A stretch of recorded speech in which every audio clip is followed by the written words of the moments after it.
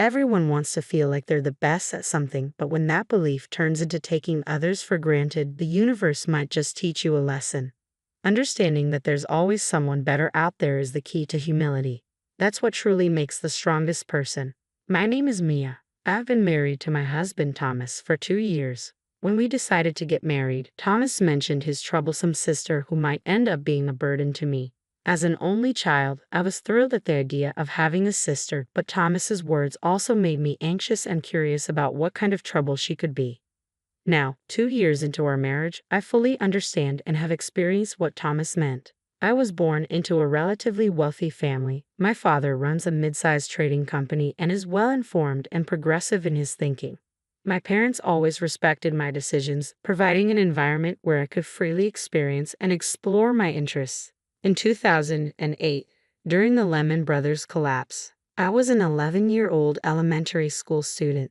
Intrigued by the significant impact this event had on the world, I became fascinated by how a disruption in the flow of funds could cause such a global panic. This sparked my interest in financial circulation. Recognizing my curiosity and intelligence, my parents had me take an IQ test, and the results were beyond the normal range. Throughout middle and high school, I continued to research finance. In college, I chose a major that allowed me to deepen my understanding. As I learned more, I became eager to apply my knowledge and decided to try day trading. My professor suggested it as a way to experience capital flow firsthand, but warned about careful management to avoid debt. I researched extensively, identifying statistically favorable stocks for day trading. Starting with a modest sum of all the allowance I had saved up, I engaged in buying and selling the same stock within the same day, or starting with the sale and then buying it back before the day ended. This meant results came quickly. My predictions were spot on, and though the increases were modest, my funds grew steadily through this process and gradually increasing my investments. I managed to grow the initial amount by more than 50 times in a year. While the original sum was modest, I wasn't certain how impressive this achievement was on a larger scale. However, that wasn't my primary concern. What mattered most to me was whether the answers I had derived through research were correct. During the university seminar, I met Thomas, a student known for his analytical skills. We often found ourselves in agreement on many topics, which fostered a close bond between us. Following graduation, I had planned to join my father's company, but Thomas pointed out an opportunity at a foreign investment firm on our graduation day. At the subsequent celebration, Thomas confessed his feelings for me, and I immediately accepted. His intelligence was comforting, and his understanding nature put me at ease. As we embarked on our respective career paths, our relationship strengthened. Inspired by the concept of trade at my father's company, I researched foreign companies to gain negotiation advantages and establish a solid foundation for our deals. Meanwhile, Thomas used his analytical prowess to identify profitable investment opportunities, earning high praise within his firm. Despite our busy schedules, we prioritized dates, refreshing each other before diving back into work. Over 5 years, our careers blossomed and our relationship deepened. We became each other's support system, indispensable in our lives. It felt like the perfect time to take the next step forward. I want to spend the rest of my life with you, Mia. Will you marry me? Thomas's proposal was met with an immediate and wholehearted acceptance from me. I couldn't wait to begin our life together. During the family meeting, Thomas hesitated before sharing something important. There's something about my sister Alice that you should know. He started cautiously. She's a bit difficult and might cause you some discomfort or inconvenience. Alice, Thomas's younger sister by 2 years, was known to be challenging. From a young age, she had been exceptionally bright, even more so than Thomas, who himself was considered a prodigy. This dynamic made them a notably remarkable pair in their neighborhood. As Alice grew older, her intelligence sometimes translated into a sense of superiority, viewing others as foolish, and often looking down even on Thomas. This competitive spirit led her to enroll in a different but equally prestigious university, always boasting that hers was superior to Thomas's choice. In her career, she joined a rival investment and consulting firm, claiming mastery in investment strategies. However, Alice's attitude of superiority left her without close friends and seemingly without a significant other, harboring insecurities behind a brave facade. She believed no man was good enough for her, always striving to prove herself stronger than anyone else. Thomas worried that our engagement might bruise Alice's pride further, knowing her constant need to compete with him. He feared how she might react and was concerned about her attempt to assert dominance. I tried to reassure Thomas with a light-hearted "it's okay," but his worries seemed unending, leaving me even more curious about his intense sister. I finally met the infamous Alice at a family meeting. Her sharp, intelligent beauty was unmistakable, though she exuded a cold demeanor. I wasn't sure if that was just her nature or my own preconceived notions. Thomas's parents were kind and humorous, which put me at ease about getting along with them. Apart from the initial greeting, Alice remained silent, simply eating her meal while watching me, as if assessing me. After the meeting, as everyone was leaving, Alice pulled me aside. "I wondered what kind of person you would be, but you're nothing special, are you?" she remarked coolly. "Just a girl who got a job at her parents' company and is probably slacking off." Stunned, I didn't know how to respond. She continued, "I move large amounts of money and make significant profits. I'm on a completely different level than you. Thomas, settling for someone like you is disappointing. Today's lesson is realizing how much you don't measure up to my standard." With that, Alice left the room, leaving me standing there. When Thomas returned and noticed I hadn't left with Alice, he looked concerned and asked if something had happened. I brushed it off with a laugh, saying it was just a minor jab.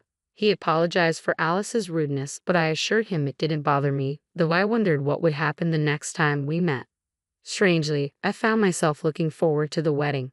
"That'll be interesting," I remarked to Thomas, surprising him. Our wedding was a grand affair, attended by family, friends, and colleagues from both sides. Thomas and I declared our eternal love and enjoyed a wonderful time with our guests. Throughout the event, Alice appeared grumpy and irritated from the start. I had heard from Thomas that Alice had neither friends nor a romantic partner, so I could somewhat understand her feelings, which I found slightly amusing. During a break for a wardrobe change, as I waited for the staff to assist me with my wardrobe change, Alice entered without warning. "This happiness of yours is only for today," she remarked coldly. "A plain woman like you won't get the spotlight. After this, you're just going to leech off Thomas' earnings, aren't you? I can't understand how anyone could be satisfied with that. On the other hand, I've climbed up on my own. I'm on a completely different level. I'll find someone even better than Thomas and have an even grander wedding." With that rapid-fire monologue, a self-satisfied Alice left without giving me a chance to respond. The staff walked in just as Alice departed, and I couldn't help but burst into laughter at the timing. I quickly apologized to the puzzled staff and began changing. Alice certainly knew how to keep things interesting. Despite our busy weekdays focused on work, Thomas and I cherished our weekends, making the most of our time together. Since the wedding, I had no contact with Alice. I anticipated seeing her next at Christmas when visiting my in-laws, but an unexpected connection with Alice arose sooner. My father sought external consulting for asset preservation and expansion at his company, and although I offered to handle it, he opted for outside expertise from a specific firm. When I heard the firm's name, it struck a familiar chord, but I couldn't quite place it. At the first meeting with the consulting firm, I was taken aback to see Alice among the representatives. The familiarity dawned on me. This was Alice's firm. Alice seemed equally surprised to see me but quickly composed herself and greeted me professionally. It silently became our agreement to act as if we were meeting for the first time, keeping our sister-in-law relationship a secret from the other team members. When I told Thomas about the encounter at home, he surprised me by saying Alice had already called him. "This is ridiculous. I can't work with her, she was just complaining," he said, suggesting I might want to step away from the project. I found the situation amusing and laughed it off, but I knew I had to remain professional. During the meeting, I pointed out flaws and inadequacies in their proposals, backing my arguments with perfect logic. My counterarguments unsettled them. Alice tried to fight back with past examples and mathematical evidence, but I skillfully exposed their weak points, leaving them silenced. The meeting ended in my favor, with the other team agreeing to prepare a second proposal for the next meeting. As I relaxed with coffee after they left, I received a phone call meant for me. It was Alice. "Today, you might have gotten the better of me, but I won't let it end like this," she declared. "Someone as excellent as me can't be bested by you. You're just running wild, carrying everything on your own, Mia." Amused, I replied calmly, "Alice, you need to rely on your colleagues and work together to make progress." "What gives you the right to lecture me?" she snapped. "I don't need guidance from someone like you." With that parting shot, she hung up. I burst out laughing, still holding the phone, drawing curious glances from nearby colleagues. From then on, I took full control of the meetings. Their teams scrambled to respond to my points, often finding themselves in a defensive position. Alice tried desperately for a comeback, but always fell short. Her frustration was plainly visible, though she managed to maintain her composure. Reflecting on this with Thomas later, he mentioned, "Alice has never been outdone by anyone before. Plus, Mom told me Alice found out that a guy she liked already had a girlfriend and got rejected before even confessing. That's probably adding to her irritation." I couldn't help but let out a surprised "huh" and stifle my laughter as the consulting project finally concluded successfully. The opposing team leader thanked us, expressing how much they had learned, and we all dispersed. As everyone left, Alice and I ended up alone. "I'm not satisfied with how things went. I'll make sure to get the better of you next time," Alice declared, her tone sharp. "Just so you know, I'm more excellent. I even bought a tower mansion at my age. Only someone as outstanding as me could afford a brand new tower mansion." Alice had made waves as an investor and had managed to earn enough for such a purchase. "We'll toast among the elites," looking down on the commoners below. "You, as one of those ordinary people, should just look up and despair," she added, leaving after her piece, as usual. Thomas confirmed that Alice's claims were true. She had indeed found success as an investor and recently purchased a tower mansion to live in on her own. Alice was undeniably talented, and such an achievement was well within her reach. While luck played a part, I genuinely wanted to congratulate her. A few days later, during the weekend, I had business at a tower mansion. As I stopped at a mid-level floor, a door opened, and to my surprise, the resident stepping out was Alice. We locked eyes and both exclaimed in surprise. "Why are you here? If you're not invited to the party, did you come to clean?" I blurted out. Alice chuckled. "It seems today is the day of my celebrity home party, but no, not at all. I'm here to deliver something to an acquaintance on this floor." "You have an acquaintance here? And you came down from where?" I asked, puzzled. "My home is on the top floor of this mansion. Naturally, I had to come down," Alice explained matter-of-factly. "But you and Thomas live in a single-story house, don't you?" "How can you have a home here?" I countered, bewildered.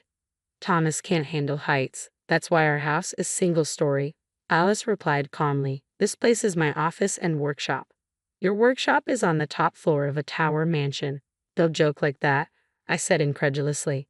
"This whole place is mine," Alice stated firmly. "Why shouldn't I use the top floor?"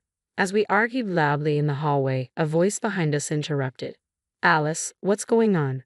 Alice turned and apologized. "Sorry, Senior." The woman who had spoken and 3 others looked at us with concern. "I apologize for not greeting you downstairs. I was just dealing with—" Alice seemed momentarily at a loss for words. The woman Alice called Senior looked at me, searching her memory, and then exclaimed in surprise, "Aren't you Mrs. Mia, our new external board director starting this month?"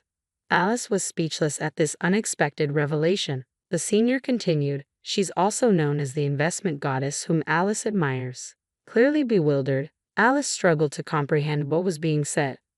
I had started day trading as a student, gradually progressing to more serious investing. Using my day trading earnings, I learned investment strategies through practice. My analytical and research skills helped me identify companies with growth potential, and I invested wisely. The funds I managed grew rapidly. My father provided me with the freedom to use a piece of land he owned in the city center, where I began building a tower mansion, following the trend of mansion investments. I wanted to understand what it was all about, so this tower mansion is the result of my efforts. Managing a mansion is more challenging than it seems. Income comes from rent, but maintenance costs and taxes are higher than expected. Furthermore, even a few delayed rent payments from tenants can disrupt smooth management. Regarding being called the investment goddess, that seems to be a recent label for me, coined due to my extraordinary success in investments. Hearing that Alice admired me was a surprise. Alice was too stunned to keep up with the unfolding situation. "That's why my room is on the top floor here," I explained. "I own a significant share of your company, which made me a board director." Alice was overwhelmed by this unexpected turn of events. Moreover, Alice, while extremely talented, has a poor reputation regarding teamwork and attitude towards colleagues. If she can improve, she can continue in her current role. Alice was already reeling from this harsh reality, kneeling and collapsing on the floor. Later, Thomas told me that Alice, once a fierce wolf, had become a small dog. It seemed she finally understood that there's always someone above her. I had never really paid much attention to Alice's antics, knowing we were on different levels. But looking back, I do feel a bit guilty for finding it all so amusing. Reflecting on my previous attitude, I realize I still have a lot to learn. Alice, having stepped back from the limelight, now faces reduced income and a string of losses in investments. Her ability to pay rent for the Tower Mansion apartment is increasingly compromised. I'm considering issuing an eviction notice if the rent arrears continue for another 2 months. People's abilities vary, and even similar skills can differ in levels. Alice has become a lesson for me to never underestimate anyone and to treat others with respect. Thomas apologized for not being more involved in these events, but it's not his responsibility at all. His concern shows his good nature, and I love him all the more for it. My current hope is to start a family with Thomas soon. I can't wait to enjoy life as a family of 3. If Alice changes her mindset and broadens her perspective, she'll surely find friends and a partner soon. One night, I had a dream of a family of 3, but by the end of next year, we'd be a family of 5 with triplets. I woke up sweating but couldn't help laughing at the prospect.